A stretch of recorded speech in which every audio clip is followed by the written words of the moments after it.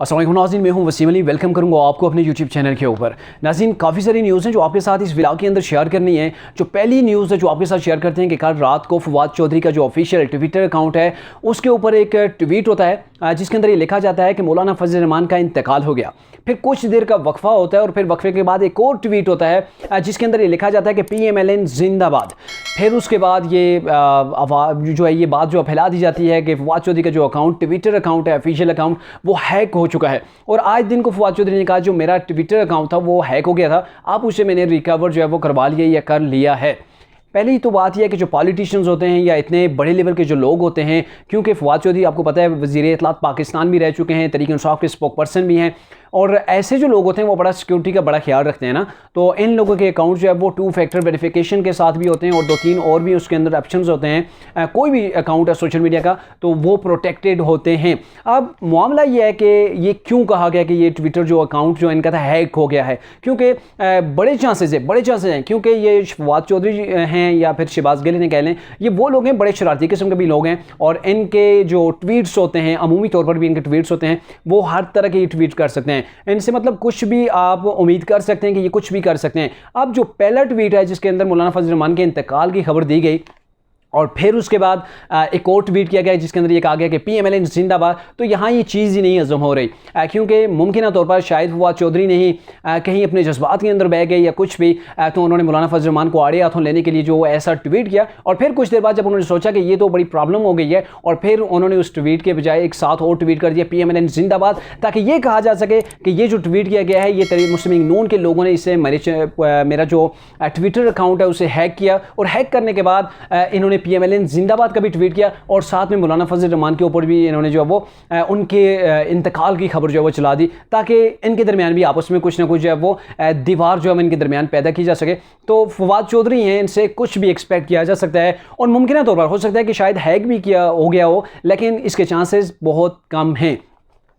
अब आते हैं जी इमरान खान के ये जो प्रोग्राम था टेलीथॉन, जो उन्होंने प्रोग्राम रखा था, सैलाब के मुतासरीन लोग थे उनकी मदद के लिए, उनके लिए फंड रेज कर रहे थे, तो उस वक्त तहरीक इंसाफ की जानब से ये दावा किया गया था, इमरान खान की जानब से ये दावा किया गया था कि ये जो टेलीथॉन प्रोग्राम है इसके अंदर 5 अरब से ज़ायद की रकम जो है वो जमा हुई है। और अब जो हक़ाइक़ सामने आ रहे हैं, जो स्टेट बैंक की जो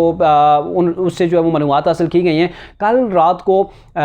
एक समा न्यूज़ के ऊपर जो मुस्लिम नून के एक रहनुमा हैं उन्होंने अताउल्लाह ताड़ा उन्होंने ये इस चीज़ की इंकशाफ किया है कि ये जो 5 अरब की बात की जा रही है ये सिर्फ चंद लाख रुपए जो पाकिस्तान के अंदर तहरीक इंसाफ ने जो अकाउंट दिए थे, 2 अकाउंट में टोटल चंद लाख रुपया आया है। और इसकी एक मिसाल ये भी है कि आज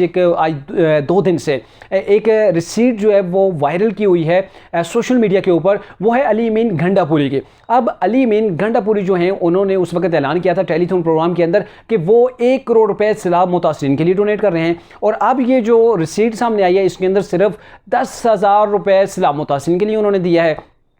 अब आप बाखूबी इस चीज़ का अंदाज़ा लगा सकते हैं कि 1 करोड़ का अगर 1% भी वो अली अमीन गंडापुरी देते तो वो भी 1 लाख रुपए बनता था, लेकिन टोटल दिए कितने के 10,000। अब आप खुद इसको डिवाइड कर लें कि ये कितने परसेंट जो है वो ये लोग दे रहे हैं। हालांकि ये तहरीक इंसाफ के अपने रहनुमा हैं जिन्होंने करोड़ का दावा किया और फिर उसके बाद जाके दिए टोटल 10,000, तो ये हिसाब आप लगा लें कि ये जितना भी उस वक्त भी ये कहा जा रहा था कि टेलीथॉन जो प्रोग्राम है इसके अंदर तहरीक इंसाफ के अपने लोग कालें कर रहे हैं और वो बड़े बड़े दावे कर रहे हैं ताकि इमरान खान को प्रमोट किया जा सके। ये कहा जा सके कि इमरान खान के ऊपर जो फॉरेन फंडिंग के केस बना हुआ है वो झूठा है, क्योंकि इमरान खान के ऊपर लोग एतमाद करते हैं और पाकिस्तानी कौम उन्हें खुद जो है वो फंड देती है। तो इस हवाले से उस वक्त ये जमगोइयाँ जो है वो सामने आ रही थी, लेकिन अभी ये चीज़ बड़ी वाज़ेह तौर पर सामने आ रही है मुख्तलिफ ज़राए से कि वो जो दावा किया गया था कि 5 अरब रुपये पाकिस्तान के अंदर आ गए हैं, वो जो है वो दावा जो है वो अभी तक दरे का दरा नज़र आ रहा है। अल्लाह करे ये आ जाए, क्योंकि ये सलाम मुतासरीन के लिए, अल्लाह करे ऐसा हो जाए कि 5 अरब जो है वो इमरान खान का जो उन्होंने टेलीथॉन प्रोग्राम रखा था वो मुकम्मल हो जाए, लेकिन अभी तक इसके कोई ऐसे शवाहिद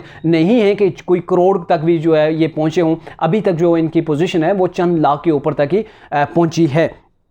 अब अच्छा बात करते हैं कि इमरान खान हर जलसे के अंदर, हर जगह, चाहे कोर्ट पेशी में आए, वापस जा रहे हूँ, हर जगह ये कहते हैं मैं बड़ा खतरनाक हो गया हूँ। अब पता नहीं इमरान खान साहब कैसे खतरनाक हो गए हैं, वो भी आपको बताते हैं कि कैसे ये खतरनाक हो रहे हैं। और साथ में ये भी कह रहे हैं कि मुझे दीवार से अगर लगाया गया तो मैं 4 नामों को सामने रख दूंगा, जिन 4 नामों ने बंद कमरों के अंदर फैसले किए, मेरी जान के पीछे पड़े, मुझे मरवाना चाहते हैं। तो ये मुख्तलिफ थ्योरी इमरान खान साहब जो वो सामने लेकर आए हैं। अब बड़ा सवाल ये है कि अगर आपकी जान को उन 4 लोगों से खतरा है तो फिर आप उन लोगों के नाम क्यों नहीं सामने आते? आप अगर पब्लिक में उन लोगों के नाम नहीं सामने लाते, आपकी जान को भी थ्रेट है, तो फिर आपको चाहिए कि आप कोर्ट के अंदर जाके उन लोगों के नाम पेश कर दें, फिर आप सिक्योरिटी इदारे हैं उनके हवाले वो नाम कर दें। और एक और बड़ा जो मेन सवाल उठता है यहाँ पे ये है, क्या आपको पाकिस्तान के किसी सिक्योरिटी इदारे ने ये थ्रेट जारी किया है कि ये 4 लोग हैं जो आपकी जान के पीछे पड़े हुए, क्या कुछ ऐसा कुछ हुआ है? अगर नहीं हुआ तो आप हर जलसे के अंदर 4 लोगों के नाम लेते हैं, आप उन्हें पब्लिक नहीं करते, आपने 4 नाम लिखकर जो है वो अपनी पार्टी के किसी रहनुमा के हवाले कर दिए कि अगर खुदा न खासा मुझे कुछ हो जाता है तो इन लोगों को आपने नहीं छोड़ना।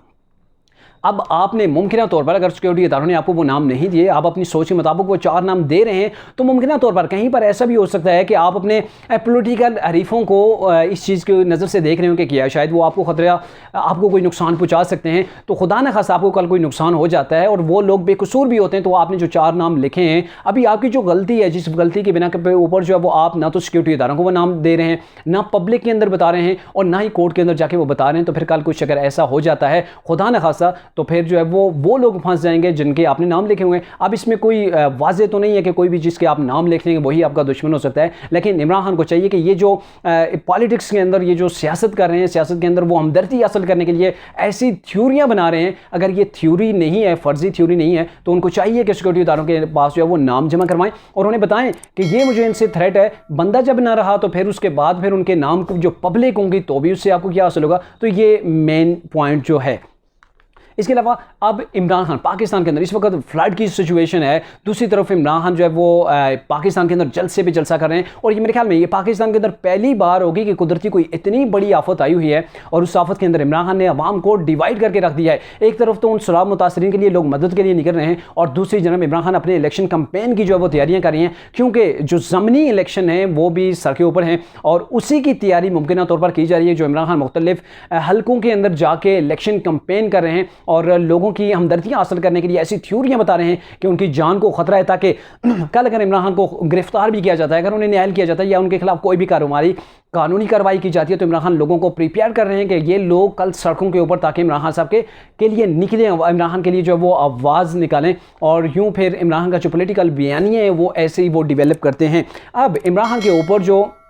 ये इमरान खान साहब ने जो कल कहा है कि मुझे अब ये जो पीडीएम की जमातें हैं ये मिलकर मेरा कुछ भी नहीं बिगाड़ सकती, अब मुझे शिकस्त नहीं दे सकती, ये कन्फर्म है। एक दिन के अंदर कैसे इमरान खान को ऐसे पता चल गया कि अब उन्हें हराना मुश्किल ही नहीं नामुमकिन हो चुका है, और इस सिलसिले के अंदर क्या कहाँ से इमरान खान को इतनी बड़ी उम्मीद लग गई है कि ये कह सकते हैं कि अब मेरा कोई भी मुकाबला नहीं कर सकता, पीडीएम की सारी जमातें इकट्ठी रहें या कुछ भी कर लें, मुझे पाकिस्तान के अंदर जो सियासत है, सियासी खेल के अंदर वो मुझे शिकस्त नहीं दे सकते। तो इसका मेन जो अभी जो चीज़ वो सामने नज़र आ रही है वो यही है, क्योंकि पिछले 2 हफ्तों से इमरान खान को जो अदालतें हैं वहाँ से बड़ा रिलीफ मिल रहा है। पहले दहशतगर्दी की अदालत से उन्हें उनकी जो जमानत थी उसको अंदर तोसी की गई, और जो इस्लामाबाद हाई कोर्ट के अंदर इनके तौहीन अदालत का जो केस है उसके अंदर इन्होंने अभी रिक्वेस्ट भी नहीं की थी कि उन्हें अतर मिनुल्लाह साहब जो चीफ जस्टिस हैं उन्होंने इन्हें टाइम दे दिया कि आपने ये जो तहरीरी नोट जो हमें दिया था, तहरीरी जवाब जो आपने जमा करवाया था, उसे आप दोबारा से जमा करवाएं। इसके अंदर कहीं आपको उस चीज़ की